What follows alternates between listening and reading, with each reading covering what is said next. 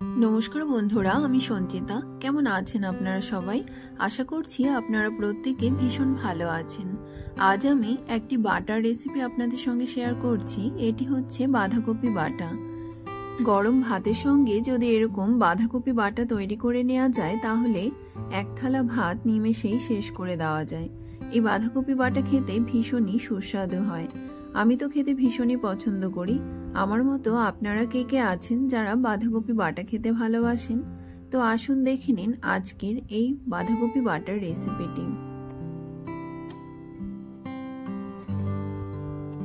বাঁধাকপি বাটা তৈরি করার জন্য আমি এখানে একটি ছোট সাইজের বাঁধাকপি নিয়ে নিয়েছি। এবার এই বাঁধাকপির থেকে বাঁধাকপির পাতাগুলোকে আলাদা করে নিচ্ছি।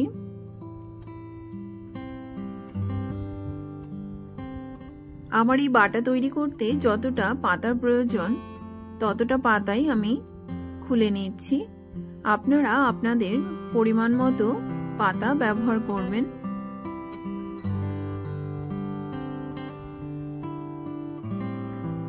এবার পাতাগুলোকে টুকরো টুকরো করে একটি থালাতে উঠিয়ে নিচ্ছি।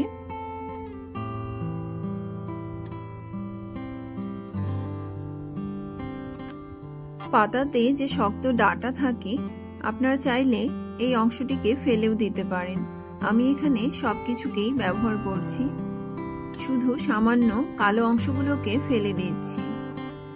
এখানে সবগুলো পাতাকে ভালো করে জল দিয়ে ধুয়ে নিয়ে চলে এসেছি। এবার গ্যাসে একটি পাত্রে কিছুটা জল বসিয়ে দিয়েছি।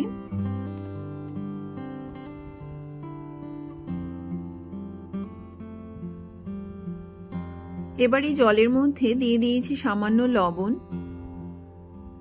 জল গরম হয়ে গেলে এক এক করে ধুয়ে রাখা বাঁধাকপির পাতাগুলোকে এই জলের মধ্যে দিয়ে দেব। দিয়ে 2 থেকে 3 মিনিট একটু ভাপিয়ে নেব। এখানে বাঁধাকপির পাতাগুলোকে ভাপিয়ে নেওয়া হয়ে গেছে। এবার জল ঝরানোর জন্য এই বাঁধাকপির পাতাগুলোকে একটি পাত্রে নামিয়ে নিচ্ছি।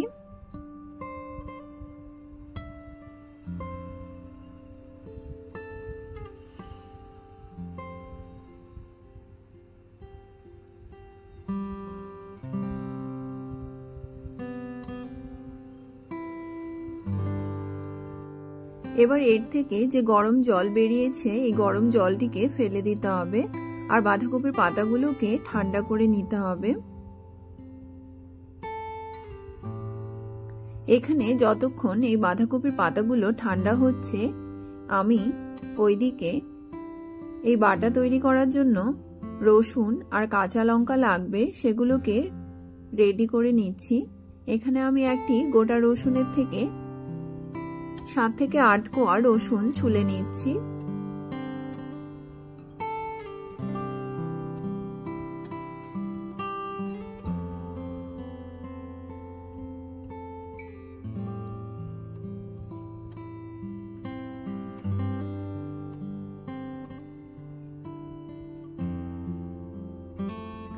এখানে রসুনের কোয়াগুলোকে বের করে নেওয়া হয়ে গেছে। এবার কাঁচা লঙ্কাগুলোকে একটি বাটিতে তুলে নিচ্ছি। এখানে আমি 5টি কাঁচা লঙ্কা ব্যবহার করছি। ঝাল আপনারা নিজেদের পছন্দ মতো ব্যবহার করবেন।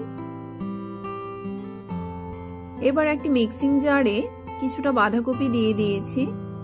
দিয়ে এর মধ্যে দিয়ে দিয়েছি রসুন আর কাঁচা লঙ্কাগুলোকে।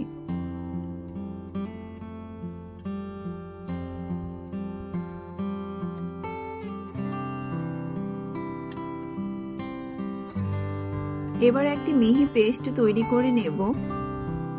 একই রকম ভাবে বাকি বাঁধাকপির পাতাগুলোকেও পেস্ট করে নিয়েছি। এবার একটি মিক্সিং বোলে এই বাটাগুলোকে নামিয়ে রাখছি।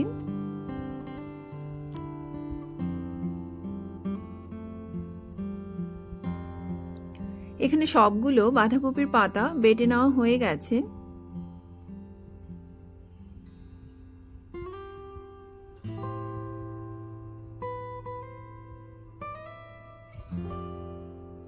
এবার গ্যাসে একটি কড়াই বসিয়ে দিয়েছি। কড়াই গরম হয়ে এলে এতে দিয়ে দিয়েছি পরিমাণ মতো সরষের তেল। তেল গরম হয়ে এলে এতে 3টে শুকনো লঙ্কা দিয়ে দিয়েছি।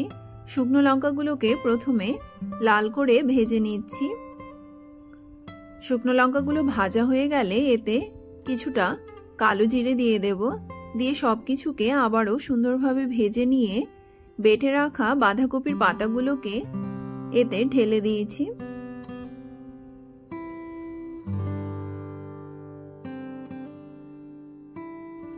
এবার সবকিছুকে সুন্দরভাবে মিশিয়ে নিচ্ছি।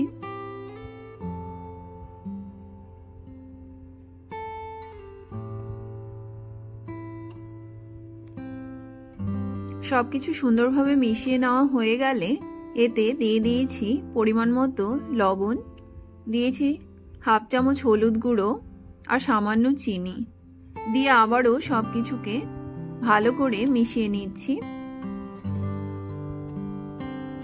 এবার গ্যাসের ফ্লেমকে বাড়িয়ে দিয়ে